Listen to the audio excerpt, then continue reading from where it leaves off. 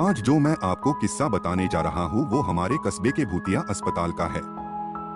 सारे कस्बे के लोग इस अस्पताल को भूथा अस्पताल कहते हैं। इस अस्पताल का असली नाम विक्टोरिया अस्पताल है। इस अस्पताल को आज से करीबन 100 साल पहले अंग्रेजों ने बनवाया था। उस अस्पताल के सामने एक कब्रिस्तान है। मेरे दादाजी ने मुझे बताया था कि आज से 60 साल पहले इस अस्पताल में ऑपरेशन के दौरान एक लड़की की मौत हो गई थी। तब से उस लड़की की आत्मा उस अस्पताल में भटकती है। रात ढलते ही कोई भी इंसान उस रास्ते से नहीं गुजरता है, क्योंकि उस लड़की की आत्मा राहगीरों को परेशान करती है। हालांकि मैं दादाजी की बताई पुरानी भूथा कहानियों में ज्यादा विश्वास नहीं करता था। एक रात मैं अपने दो दोस्तों अंकित और राजू के साथ रात को बाइक पर घूम रहा था। तभी मेरे एक दोस्त ने मुझसे विक्टोरिया अस्पताल वाले रास्ते से चलने को कहा।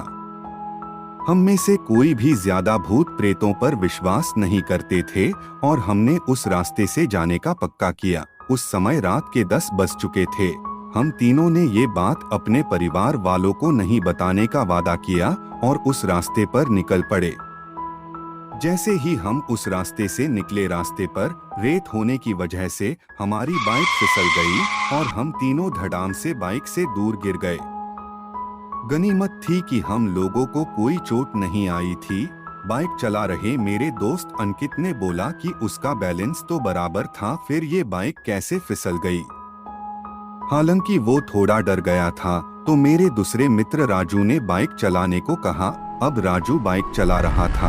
हम 1 किलोमीटर ही चले थे कि अचानक हमारी गाड़ी का टायर पंचर हो गया और गाड़ी की स्पीड तेज होने से गाड़ी इस बार फिर पिछली बार से भी दूर तक फिसलती गई।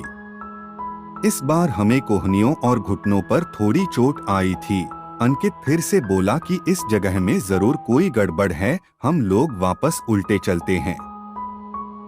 लेकिन मैंने और राजू ने उसकी बात नहीं मानी और बाइक उठाकर पैदल चलना शुरू कर दिया। हम थोड़ी दूर ही चले थे कि अचानक किसी लड़की के चीखने की आवाजें सुनाई दी। ये सुनकर हम रुक गए और अंकित बोला, यार तुम लोगों को चीखने की आवाज सुनाई दी क्या? हमने उसकी बातों को अनसुना कर कहा कि कोई जानवर की आवाज होगी। 5 मिनट चलने के बाद फिर वो ही चीख फिर से सुनाई दी। इस बार तो हम दोनों को भी थोड़ा डर लगने लगा। हम तीनों ने वापस चलने के बारे में सोचा, लेकिन हम रास्ते के बीच में आ गए थे। पीछे चलने में 3 किलोमीटर और आगे चलने में 2 किमी और बाकी थे। हम लोगों ने आगे जाने का सोचा।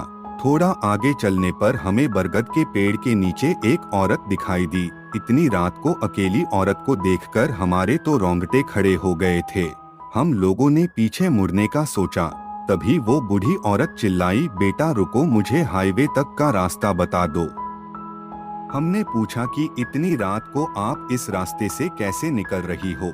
तो उस बुढ़िया ने कहा कि मैं पड़ोस के गांव की रहने वाली और मेरे पास पैसे नहीं हैं, इसलिए मैं पैदल ही निकल पड़ी। हाईवे के उस पार मेरा गांव है। हमने उस बुढ़िया की बात का विश्वास कर लिया और आगे निकल पड़े। रास्ते में वो बुढ़िया हमसे सारी बातें पूछने लगी। बुढ़िया हम तीनों के पीछे चल रही थी। हम तीनों दोस्त अब अपनी बात कर रहे थे। तभी राजू बोला कि लो मांझी, आपका रास्ता आ गया। और वो जैसे ही पीछे मुड़ा तो वहाँ कोई नहीं था। हम तीनों की तो सिट्टी पिट्टी गुल हो गई। हम बाइक को धक्का मारते हुए जोर से भागने लगे। भागते भागते अंकित ठोकर खाकर गिर गया और हमें जोर से चीखें सुनाई दी। हमने भी बाइक को वही पटककर अंकित को साथ लेकर दौड़ने लगे और अस्पताल के पास कब्रिस्तान तक पहुंच गए। ये सब घटित होते 12 बज चुकी थी।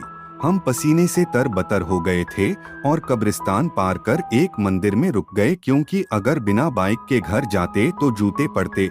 इसलिए उस रात मंदिर में ही रुक गए और सुबह होते ही बाइक लेकर अपने अपने घर आ गए और घर वालों दोस्त के यहाँ रुकने का बहाना बना दिया। उस रात के बाद से हम उस रास्ते से कभी नहीं गए। मुझे आज भी सपनों में वो भूतिया बुढ़िया और चीखने की आवाजें आती है।